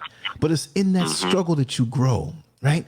And you break down the tissues. Now, here for me now, when I was training for competition, and I was down in it, say whatever movement it was, it could have been a leg day, it could have been an arm day, it doesn't matter. Each body part has its own personality in a different way that you have to beat it down and approach it, and a mindset that requires some things. And I'm sorry, everybody who's listening, to get off into this. I just want to say this for 2 minutes. When you use cables to hit a certain body part, it's a more precise type of thought because you're hitting the deep fibers of the muscle, and you must hit it at a certain angle. See, so this is why the true trainers, the true people who are into this, and I'm saying this for a reason, like, I know you like free weights and I know you use cables, but I know by the way we've talked that you're not really into machines unless you had an injury with that particular body part, because you have to deal with, okay, you take a bench press, right? It's easy because you go up, you come down, it requires no balance. But when you use dumbbells, and each hand has to balance itself individually, it takes more brain power, therefore more development in the muscle. Another reason why. You go all the way up and you touch, and your pectorals, they crunch, and you go down lower than the chest would allow on a bench press because the bar stops you. With the dumbbells, it goes that you get a further stretch, but most people don't know that. See? So, full range of motion. So when we speak on these levels, our family here is on a look. You got Carrie Lux grooving on you here. You got Tracy, Tracy 777. Oh, Sandra, what? You got some scholars up in here, man, who are just like vibing with you. Where? Like Beyonce say. say it again. Like Beyonce say. Scrooge Greedy. Yeah, you're right, Scrooge Greedy. I enjoy the fatigue. So going back to the other point, when I would get, say for example, I wanted to get 12 reps with a particular weight, and I'm taking my time, and I get to 10 and it's kicking my behind. Guess what? I don't try to rush them. I take my time with it. I want to be all up in the pain. I want to feel and earn, and I want to, and I crunch it at the top of the movement and stretch it out all the way. And by getting to that level of fatigue, it lets me know it registers in my body. So I'm not scared of attacking the fatigue, because it's in the fatigue that you get your win. It's when you're training as a boxer and you push, that's what gets the win. And you get used to being in that place. So the others who are in the comfort zone can't hang with you. Like we said earlier before, after a competition, the big Italian white boys, they'd run to get pizza. I'd grab a banana or an apple and drugs, and I would stay on my diet. I'd rest maybe a day or two and get right back in the gym. Me too. So from week to week, right? I was always in constant shape when I was doing that. So on the intellectual level, on a spiritual level, if you bring that same attitude and that commitment to want to go deep, not the superficial, I went to church today and I paid tithes, because that's not spirituality. That's being religious, and you're religious in brushing your teeth. You're religious in combing your hair. Religious means just regularly, right? Because you got that in there. So I don't want that. I don't want that surface thing. I don't want to play pretend. If I ain't doing it, I'm not doing it at all. I'm not doing it just to keep up or for a look. So I love this. One more year makes 20 years of grinding online. Wow. I'm proud of the content on the website. This is not self-promotion. I'm just telling you where I'm coming from. I'm like, man, back in 2004, sleepless nights. 2001, sleepless nights. 2006, 7, 8, 9, 10, 11, 12, 13, 14, 15, 16, 17, 18, 19, 20. Ooh-wee. Combinations, stick-it-to-itiveness. Mm-hmm. If I'm blessed to be here 20 years from now, it's going to be the same thing. You see what I mean? Wow. That's what I love. And when I transition, just get into it. Just get into the body of work. I'm happy right now. Yeah, the body of work is incredible. You see what I mean? And again, it's not to point back at me and say I'm so great. All I'm saying is that I love this. It's like Joe Frazier when he fought Muhammad Ali and he would get hit. It was almost like he liked it. Like, ooh, I'm going to come back and get you now. That guy's a beast.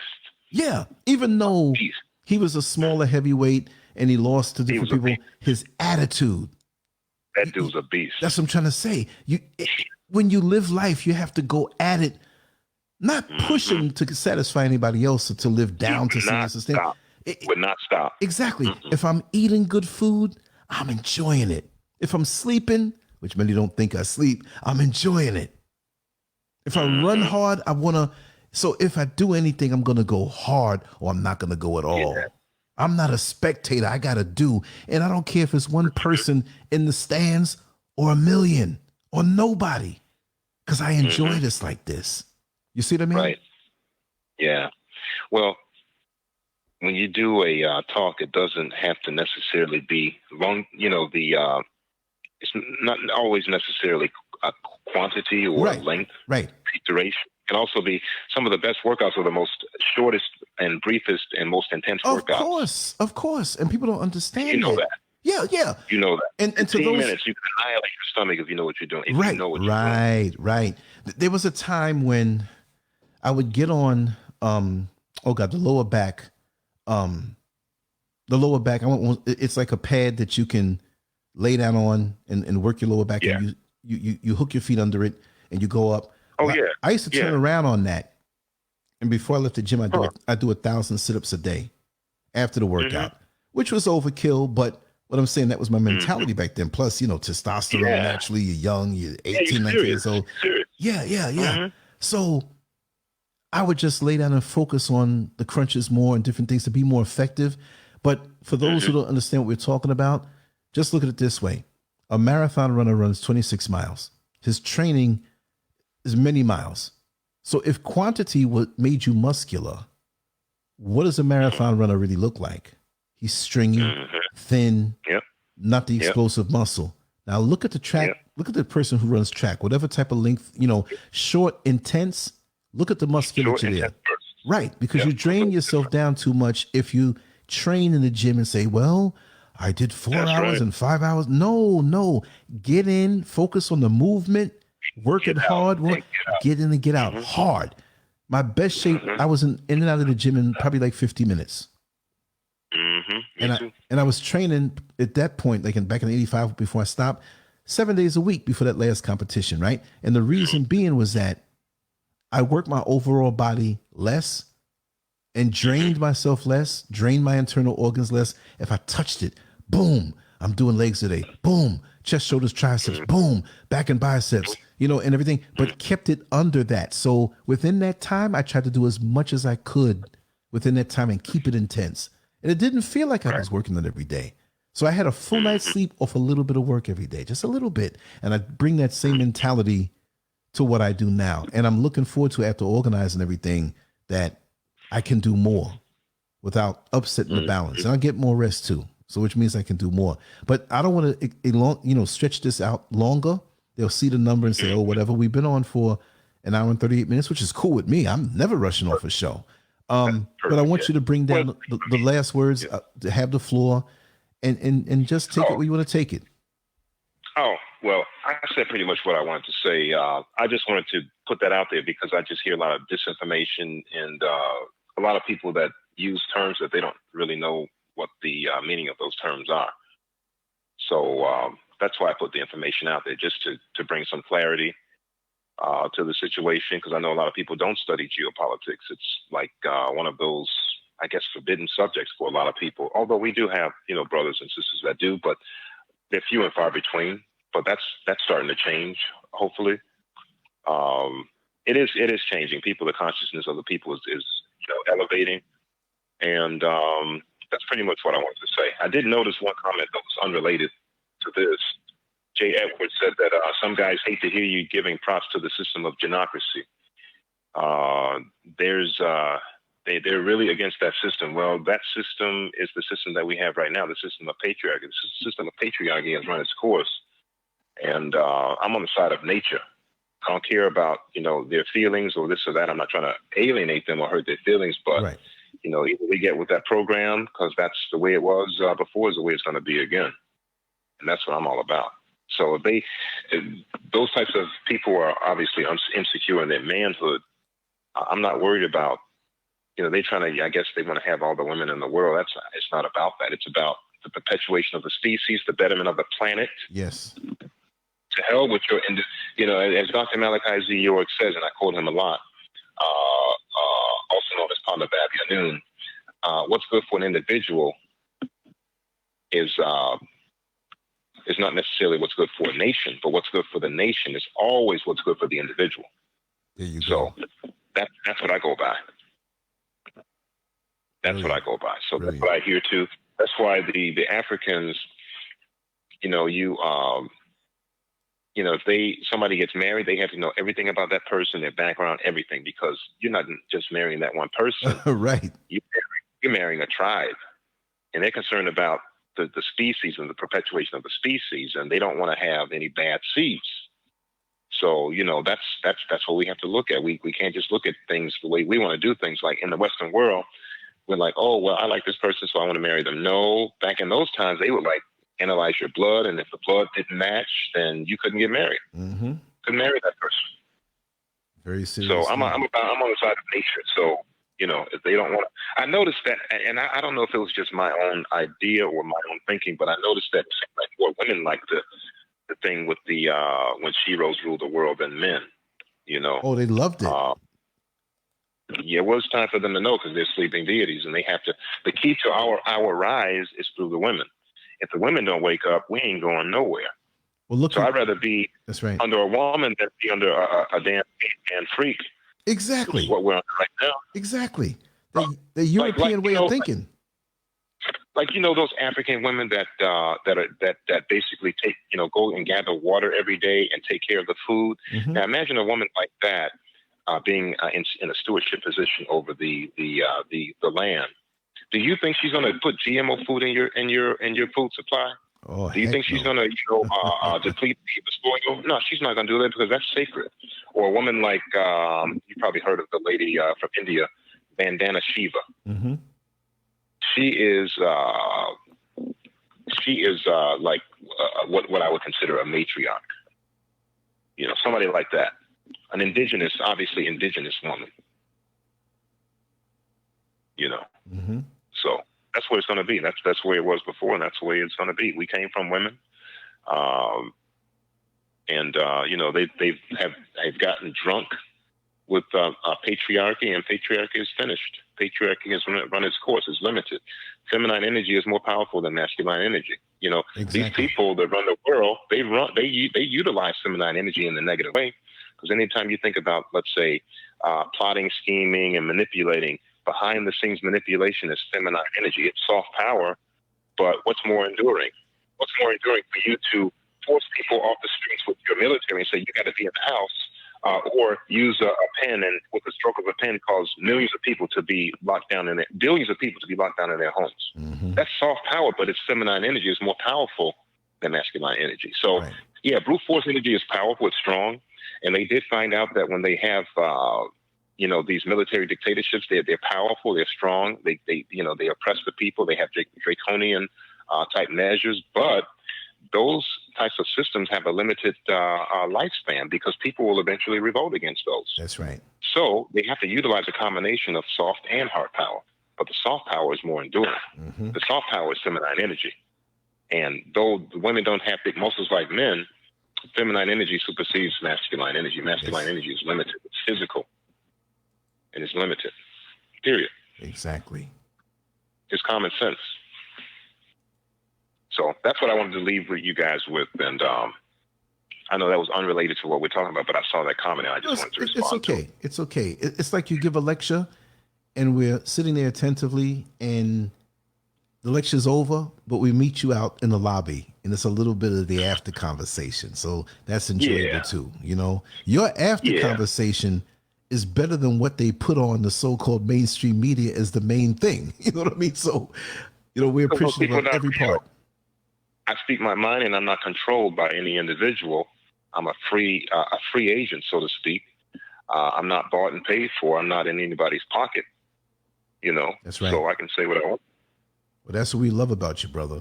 And that's the kind of, you know, speech and offerings we want to have here, you know, consistently. And, you know, just a person to speak their mind. You know, we can't speak. We got to be worried about being censored. Come on. You know, it's bad enough the way things are squeezing in on us, which I don't accept, but I'm navigating because I'm born free, even though we're born into the system and we're technically not born free, but my spirit will never be conquered by this system. My mind will always be more powerful than these little things they throw on us. Because like I always say, and I'm not lying, these days right now are really some of the happiest days of my life. Because, mine too. Like Dr. King said, you know, you have to go inward, but many people are afraid to do so because they neglected themselves and they forgot who they are. We wear many hats, and sometimes we forget who we are. And I say this especially, and this is our brothers and sisters, but I say especially to our sisters that have to run a home and be a wife, or whether there's a man around or not, you know, the children, the home, the community, so much is pulled from her, and she wears many hats. Yes, the brothers do too in a different way, but that mothering, sisterly, comforting, you know, nurturing thing that comes from the woman. And if we have less of that, even seeing less of that, you know, working in prisons and jails where you don't see as much female energy around the men, they go crazy. So when they see the woman, it's not always a sexual thing. But I've seen the most powerful correction officers who are women use that nurturing energy, and these brothers are so tame around it because that's what they need. It's so nurturing. You know, instead of a woman, if a person's doing something in there that's wrong, instead of going in there, I'm going to say it like a bulldagger, yo, you need to, they don't respond right. But I've seen women who are older, who couldn't dare physically stand up to one of these guys, go in there and say, hey, baby, now you know that's wrong. Now I'm going to have to write you up for it, but I don't want to ever see that from you again. And then you see him respond, okay, you're right. And if anybody dare put their hand on her, you got the whole entire unit that would rip his head off. You see what I mean? You see? So on a biochemical level, you can see how that woman has power if she knows how to use it. You see what I mean? Yep. That's what we got to respect. I mean, she's a manifestation of Mother Earth. And if you disrespect Mother Earth, why wouldn't you disrespect, you know, women? Because women are that physical terrestrial representative, if you want to say that, you know. So but that's how these people, you know, that's caveman politics. That's how they think. That's a caveman's mindset. They don't think, you know, they're just weird like that. But I'm going to get off this phone, man. It's late. Yes, my brother. I got up early. I didn't know it was so late. I enjoyed the conversation. I hope everybody else enjoyed it. Oh, and I got a lot more coming. This is just a warm up. That's right. And we're eagerly awaiting it. And whenever you drop the call, I don't care where I am. I'm like a fireman. We're going to get it going no matter where I am. I walk around with my stuff now. I'm eccentric. I'm officially eccentric. If I go out to the garbage, take out the garbage. I got a way of recording something. Trust me. Wow. When I drive to the corner store, not drive to the corner store, but, you know, the corner, I'm just saying it as a figure of speech. Wherever I go, I'm ready to drop that tripod in the Walmart parking lot. I don't care who looks or thinks I'm ready. I might meet somebody in the line on the checkout. Yeah. Okay. He just got knocked out. He just got knocked off the line. Maybe his battery messed up, but let me just ring it back. And I guess that is a call now to wrap it down, but I'm going to make another call and see if if we can continue with another episode. I know I'm crazy. Hey, sorry about that. We get. Yeah. Oh, sorry. Okay, but I'm saying, say your so longs. I'm not rushing you, but I know you're ready to roll and you got to get up in the morning. And okay, yes, I just got the okay. My dear sister who wanted to do the show afterwards, she said she's getting sleepy. I just want to say, anytime in the morning, I'm ready to roll. I'm gonna text her after that, but you know, we didn't go on longer, but yeah, she just got tired, you know, and I understand. So I got some things I'm working on. I'll be up for another 2 hours or something working, you know what I mean? So you got me warmed up. You see that? Now I'm ready to start. Well, I'm tapping out. You warmed up and I'm tapping out. So all right, brother. I'm tapping out now. Thank you. You so guys much. have a good night. Yes, nice communing with you guys again, and you guys have a wonderful week. Thank you, brother. Thank you so much. All right, take care, man. All right. All right, thank you. You. All right. Peace. Right. All right. Okay. Bye-bye. Bye-bye.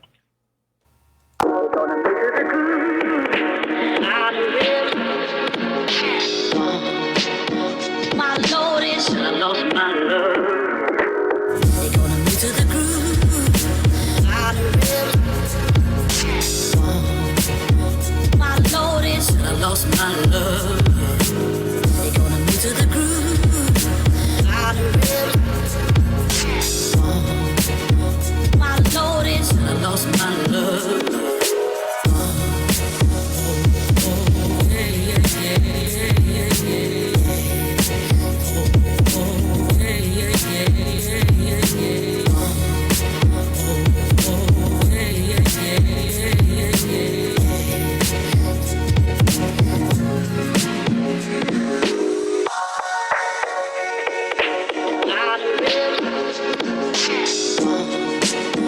My Lord is I lost my love. They're gonna move to the groove. Out of rhythm. My Lord is I lost my love. They're gonna move to the groove. Out of rhythm. My Lord is I lost my love.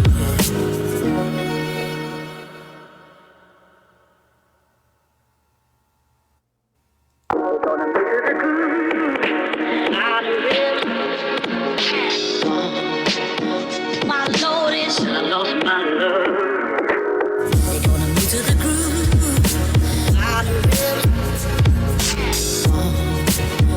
My Lord is I lost my love. They're gonna move to the groove. Out of rhythm. My Lord is I lost my love.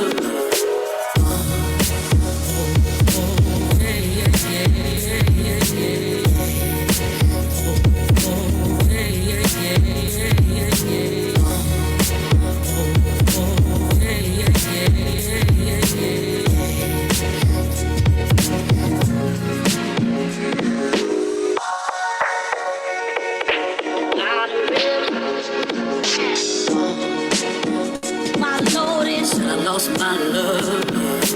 They're gonna move to the groove. Out of rhythm. My Lord is I lost my love. They're gonna move to the groove. Out of rhythm. My Lord is I lost my love.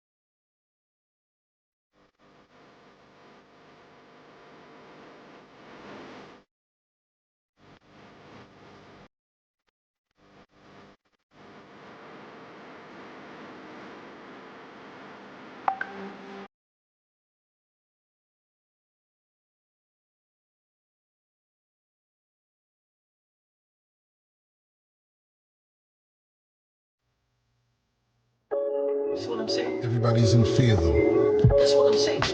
So it's strictly a place of fear that we're operating from. And the fact is that we're not gonna get out of that place. And even sometimes when I speak, and some people will look at me and say, "Man, you gotta be careful of what you say." And I tell people, please do not tell me to be careful in what I have to say. I am not afraid to speak. I am not afraid because, look, I am here to do work. The fact is that when I go to my job, I don't just stand here and look at my job and hoping that it get done in some other way. So the job that I'm here to do, I am doing. I don't want anybody to sit and say, "Oh man, I'm worried about this." Don't worry about me. I don't want people to go around and worry, when is white supremacy going to get him? These are the things that they want you to think. These are the places that they want to put you in. Paralyzes. So what I'm saying is, that's why we don't do nothing. We see our sisters being beaten down in the street as strong black men, and we stand here and we look, and all we can do is take up our phone and videotape it. And what happened after that? You see what I'm saying? We see these things, and yet we are paralyzed by them. But the fact is that here's where the danger comes in. The danger comes in because I will look at you, okay? Give you a scenario. Here's a white guy over here. He's got a lot of food, even food that he's just wasting. And you have a gun, but you ain't going over there to rob him. But here is it that me or you who live right next to him, who hardly can find enough to eat and feed the family, that's who he's coming to kill. So what does that say to you now? You see, this is so much self-hate. It is so much self-hate that is within you or me that is going to destroy the other person who look like you or me. And the food, all the food is over there. But you won't cross that line to go and get the food that you need. You're gonna cross the line to take away what this other person hardly even have. Because you hate yourself so much that you figure if you destroy yourself, then it's good for them. You know, I don't have to worry about this God that's living over there because the God ain't gonna give me no food. And if you don't volunteer to give me no food, I'm not gonna go over there to take it. That's what I'm saying. So that's the place that we live. That's the place that we live. And so we have to stop feeding into this narrative where we are living in such fear that when a brother starts to speak truth to power, we're ready to say, "Oh man, hush, hush, hush. I don't want the prisoner to come in and get you next or to get me. So be quiet, you know, see, just don't say anything. Be careful what you say." And that's where we live. That's a very dangerous place to live. It is. But the fact is that we can't see that because we're so caught up. We're so caught up and we are hoping that we just wake up one day and everything magically change. And that is the thing where all of our people, a great deal of our people, is waiting for this magical person to come out of the sky and fix everything for them. That's what I'm saying. It is no magical person that is going to fix it for you. When you have a problem in your house, you must be the one to fix it. You see, what I'm saying is I'm dealing from a place of logic. I'm not dealing from a place of imagination. Because a lot of us, we're dealing from a place of imagination. And that's where the problem comes in.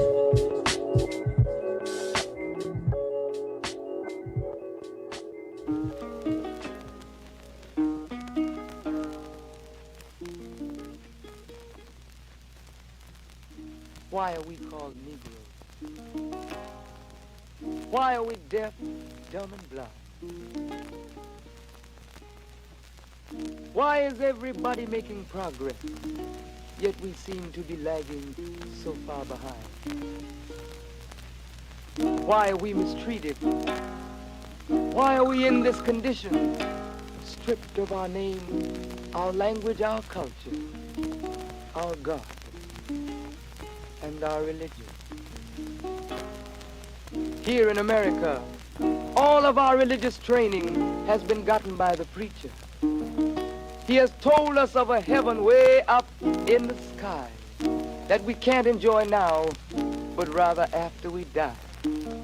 But all of the years that we're living, for us there's nothing but hell, pain, torture, and misgiving. Yet the Bible speaks of a heaven filled with material luxury, which the white man and the preacher has right here, so we see. So my friend, take it for what it's worth. Your heaven and your hell is right here on this earth. So let's check back into history, which rewards all research and tells us plainly that before the white man gained entry to the East, he was living in the caves of Europe, a ravenous beast, eating juniper roots and eating flesh raw, till God sent Moses to civilize him and teach him the law. Then, following Marco Polo, an explorer, he gained entry into Asia and Africa. From China, he took silk and gunpowder. From India, he took jute, manganese, and rubber. He raped Africa of her diamonds and her gold. From the Mideast, he took barrels of oil untold, raping, robbing, and murdering everything in his path. The whole black world has tasted of the white man's wrath. So, my friend, it's not hard to tell. A white man's heaven is a black man's hell.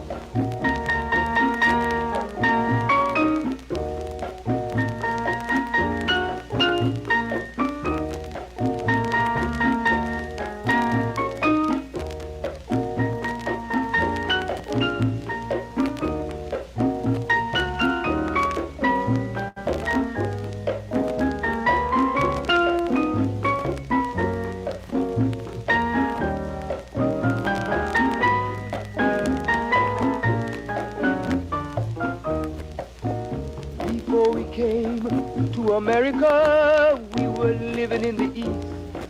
By the Nile River, we were living in luxury, enjoying freedom, justice, and equality. We wore silken robes and slippers of gold. We were the wealthiest and the wisest people, I'm told. Now we are the poorest of the poor. Nobody wants us at their door. So, my friend, it's easy to tell.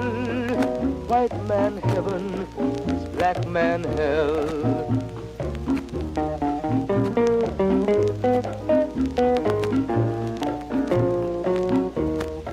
When the white man came to America, he told the Indian, I am your white brother. He said, red man, I'll treat you the best.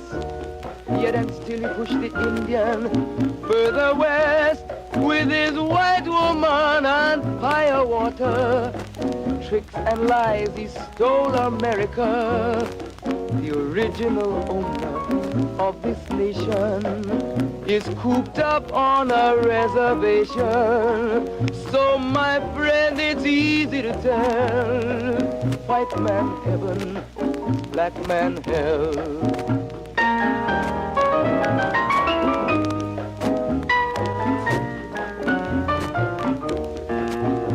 He needed someone to work the land. His back was too weak.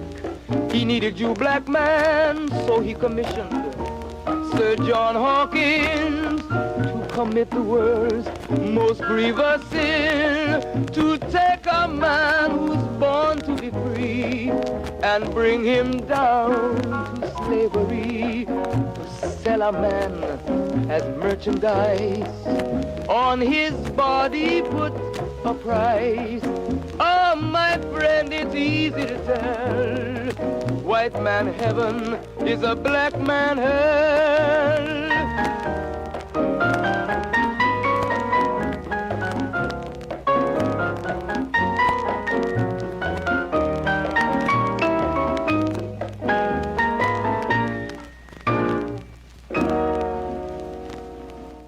Good night, everybody. Thank you so much for being here. I hate to let go. I wish I could do another one right now. I'm going to get a little rest, and we're going to be back up early in the morning with some more content, and we're just going to knock it out as always. Much love, and know that I'm here for you, and I love you more than you could ever imagine beyond measure. Good night.